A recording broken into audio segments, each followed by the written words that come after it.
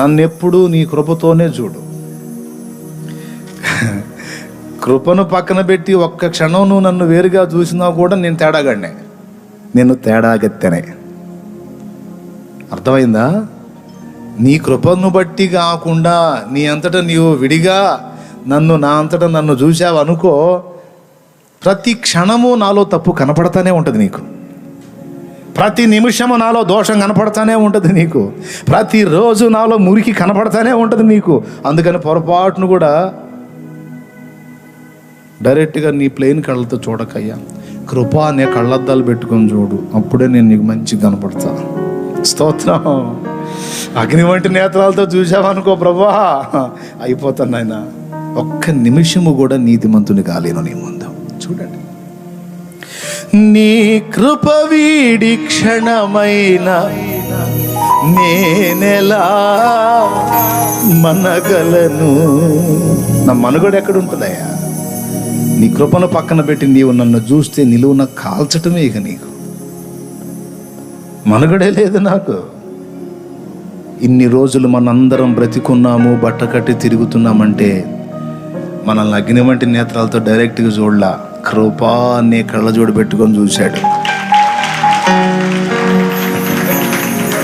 కృపా అనే స్పెట్స్ తీసి చూస్తే కాలిపోవటమే మనం. ఒక్క క్షణం కూడా అట్లా చూడట్లా, ఆ కృప అనే స్పెట్స్ తీయట్లా. మనమే పోయి చెప్పుకుంటున్నాం మళ్ళా, ఏంటి నేను తేడా కనపట్లేదా, నీకు కోపం రావట్లేదా నా మీద, నీకు అసహ్యం పుట్టట్లేదా నా మీద అంటే, లేదు నాకే నువ్వు బాగానే కనపడుతున్నావే అంటాడు. కళ్ళజోడు దీవాయా, నువ్వు ఆ కళ్ళజోడు పెట్టి చూస్తావేంది? నీ కళ్ళజోడు నన్ను తప్పుగా చూపిస్తుంది, నీకు అసలు నా విశ్వరూపం తెలియదు, నీ ఫుల్ తేడా అంటే, ఏం లేదురా బాబు నాకు బాగానే కనపడుతున్నావు. ఆ కళ్ళజోడు తీవాయా, అప్పుడు నేను నా విశ్వరూపం కనపడుద్దంటే, కళ్ళజోడు తీస్తే నీ విశ్వరూపం నేను చూడటం కాదు, నా విశ్వరూపం నువ్వు చూడాల్సి వచ్చింది. స్తోత్రం. హల్లెలూయా. కృపయే నాకు ప్రాకారము గల. ఎక్కడన్నా అడుగు జారటం, పరిగెత్తటం ఎక్కడికి? కృపా అనే ప్రాకారంలో. ఎక్కడన్నా తొట్టుపడటం, వాడు వెంట పడతాడు, ఇక వాడు గాయాలు రేపేవాడు వెంట పడతాడు, నువ్వు తేడా దొరికావు. ఏంట్రా నీకు దొరికేదే? నేను కృప అనే ప్రాకారంలో పరిగెత్తుతాను అని పరిగెత్తుకొని పోయి ఆ కృపలో కూర్చుంటాం. పోయి ఈ వాడు వస్తాడు, లోపలికి వచ్చాడుగా వాడు తేడా అంటాడు. ఎవరు తేడా? అదిగో లోపలికి వచ్చాడుగా ప్రాకారంలోకి, వాడు మామూలు తేడా కాదు, ఆమె మామూలు తేడా కాదు అంటాడు. లేదు బాబు నాకు బాగానే కనపడుతున్నారు. జకరియా గ్రంథము 3వ అధ్యాయము 1వ వచనం నుంచి చూడండి. త్వరగా చదివేసేమా, టైం లేదు. ఇది చాలా బలీయమైన అంశం, అందుకే దేవుడు మాట్లాడిస్తున్నాడు. యూట్యూబ్లో అలాగ ఉండిపోతుంది ఎప్పటికీ. దేవునికి స్తోత్రం. హల్లెలూయా.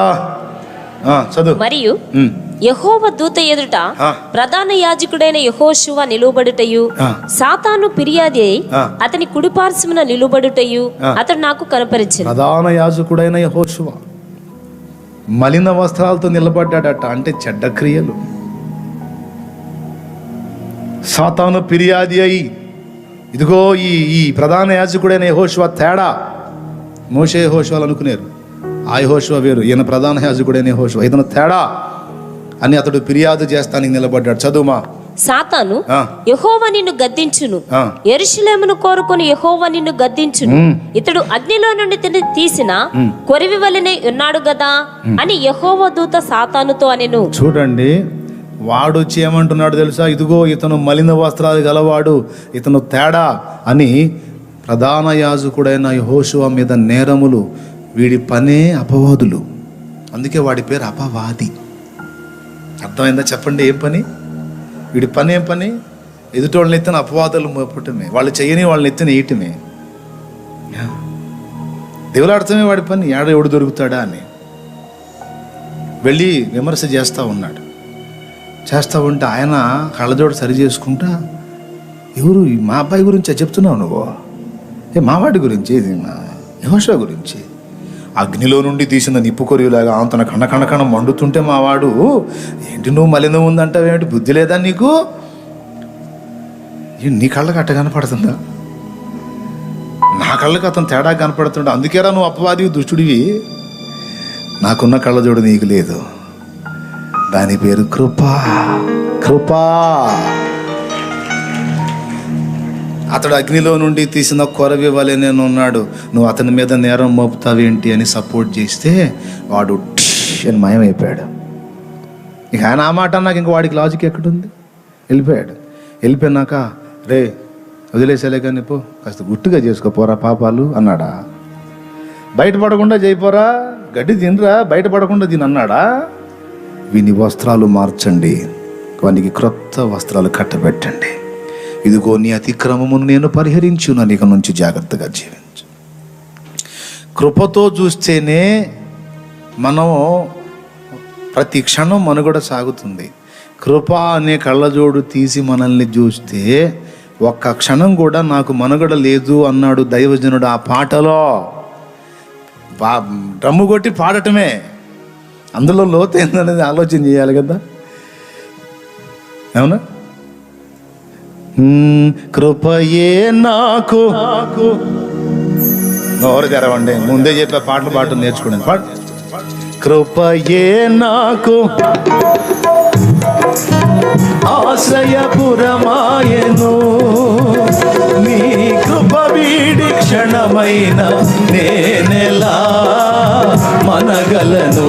కృపయే నాకు ప్రాకారము గల ఆశ్రయపురమాయను, నీ కృప వీడి క్షణమైన నేనెలా మనగలను.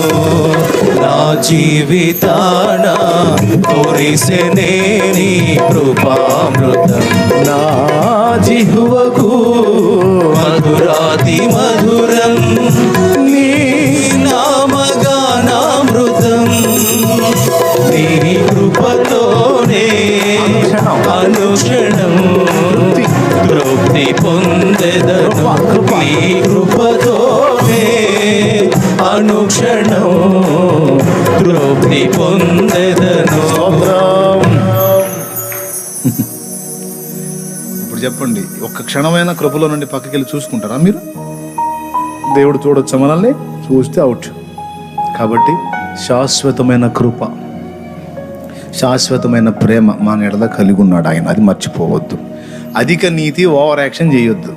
చెప్పండి, దేవుడు వదిలేస్తే నువ్వు దాన్నే పట్టుకొని, కొంతమంది ఏం చేస్తారు తెలుసా? ఇప్పుడు ఒక సంవత్సరం క్రితం ఒక తప్పు జరిగిపోయింది, జరిగిపోతే సంవత్సరం తర్వాత మళ్ళీ దేవుని ముందుకు వచ్చి, ప్రభువా అప్పుడు కూడా అంతే చేశాను ప్రభువా అంటాడు.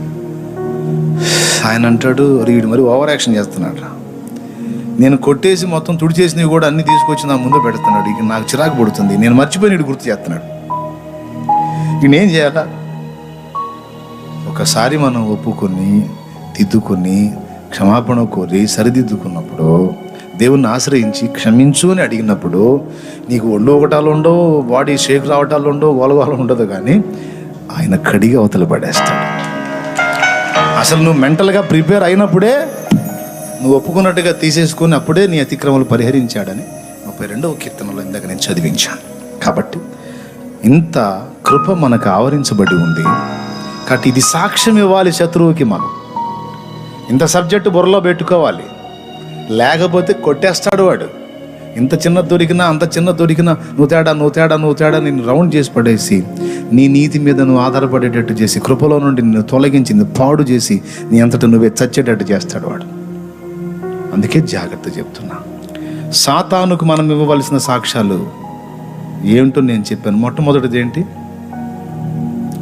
నా నీతి, నా పరిశుద్ధత, నా క్రియలు కాదు, ఆయన కృపను బట్టి, ఆయన రక్తమును బట్టి నేను నీతిమంతుడను. నన్ను నీతిమంతునిగా తీర్చువాడు దేవుడే. నువ్వెవడు నన్ను అడగటానికి? బద్మాష్, చల్ జావ్ బాహర్ జా అన్నారు. రెండవది, నువ్వేం చేసావని నన్ను ఆర్గ్యూ చేస్తావు? నువ్వు నా కోసం ఏం చేసావని, ఏం హక్కు ఉంది నీకు నా మీద? ఎవరు మూసుకొని పో, నేను ఆయన దగ్గరకు పోతా, తంతే అక్కడే తన్నులు తింటా, చంపితే అక్కడే చేస్తా, కొడితే అక్కడే దెబ్బలు తింటా. అసలు నువ్వెవడు నన్ను అడగటానికి? అన్ఫిట్ అని చెప్తావేంటి నువ్వు? అది దేవుని స్వరం కాదు. నువ్వు తగవు, నువ్వు పనికిరావు, నువ్వు తగవు, నువ్వు పనికిరావు దేవుని స్వరం కాదు. దిద్దుకో అనేది దేవుని స్వరం. దేవుడు ఇంకనూ నిన్ను కనికరిస్తున్నాడు, అవకాశం ఇస్తున్నాడు, క్షమిస్తున్నాడు అనేది దేవుని స్వరం. చిన్న తప్పు జరగగానే వెంటనే కుదరదు నువ్వు పనికిరావు అంటే ఎంత క్షోభ అది. ఎంతమందికి అర్థమైందండి? ఇది అవసరమా అనవసరమా? శత్రువు చేసే పని ఇది కనుక మనం జాగ్రత్త పడాలి. కాబట్టి మనసుకు తగినటువంటి గాయాలు తగిలినటువంటి గాయాలను స్వస్థపరచడానికి 2, నంబర్ 1 ద్రాక్షరసం అంటే యేసు రక్తము. ఆత్మకు అయిన గాయాలను స్వస్థపరిచేది యేసు రక్తము. 2వది నూనె అంటే అభిషేకం ఉంటేనే మనం సమాజానికైనా, సంఘానికైనా, మనసాక్షికైనా, సైతానుకైనా సాక్ష్యం ఇవ్వగలుగుతాం. ఆ బలం ఆయన మనకిస్తాడు వాడిని ఎదిరించడానికి. దేవుని వాక్యం ఎరిగి ఉండుట ద్వారా, అభిషేకం కలిగి ఉండుట ద్వారా వాడిని ఎదిరించగలుగుతాం. లేకపోతే చిక్కిపోతాం వాడికి. అందుకే గాయాలు ఏం పెట్టి కట్టాడు మంచి సమరయుడు? నూనెయు ద్రాక్షరసం పోసి గాయాలు కట్టి తన వస్త్రాలు వాని మీద కప్పి తన గాడిద మీద వాని కూర్చోబెట్టుకొని ఎక్కడికి తీసుకెళ్ళాడు? నీరసించి బలహీనుడైపోతే ఆహారము తినిపించుటకు తీసుకెళ్ళి ఆహారము పెట్టి, ఈ రోజుకే కాదు రేపటి కూడా చూడండి అని చెప్పి వెల చెల్లించి తన త్రోవను వెళ్ళాడు. ఆ మంచి సమరయుడు మన యేసు. ఈరోజు అమావాస్యలో కూర్చున్నాను, గాయాలమయమైపోయాను, భౌతికంగా అట్లా అయిపోయాను, స్పిరిచువల్గా అలాగే అయిపోయాను, నేను అన్ని విధాలా దిగజారిపోయాను, నా బ్రతుకు ఇలాగనే అయిపోతుంది, నేను నీకు ఇంతే అనుకుంటాను అని నువ్వు అంటున్నావు అంటే కృప నీకు అర్థం కాల, దేవుడు నీకు ఇవ్వబోతున్నటువంటి వెలుగు నీకు అర్థం కాల. ఎప్పుడూ ఆ మాట అనొద్దు. అమావాస్య చీకట్లో నువ్వు కూర్చున్నావా? అయితే ఇక రాబోతున్న రోజులన్నీ రోజు కొంచెం ఇక వెలుగే నీకు చూడబోతున్నావు నువ్వు. కానీ అమావాస్య వచ్చినోడికి ఇంకా ఆల్రెడీ అమావాస్యలో ఉన్నవాడికి మళ్ళీ అమావాస్య ఏంటి? అమావాస్యలోకి వచ్చిన వాడికి నెక్స్ట్ ఏంటి? పౌర్ణమి అని మర్చిపోవద్దు. ఓకే, ఈ విషయాలు గ్రహించండి. ఆ మంచి సమరయుండి గుర్తు చేసుకోండి. ఈరోజు గాయాలమయమైపోయిన మనల్ని అలా కట్టడానికి దేవుడు పూనుకున్నాడు. మనకు మంచి సమరయుడు యేసయ్య.